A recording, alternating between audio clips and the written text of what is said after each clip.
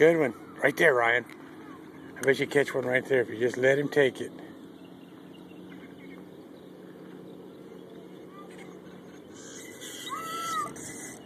That's good, Ryan.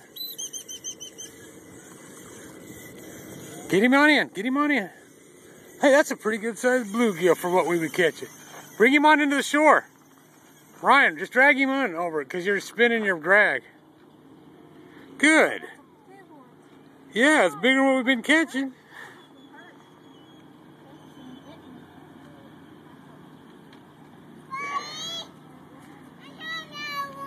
You need another worm?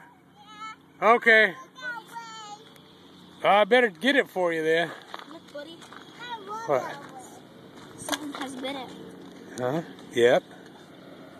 Looks like you've been caught before, huh? Uh-oh. It's stuck right. You want me to help you? Yeah. Okay. It's stuck right inside. I better get him off there.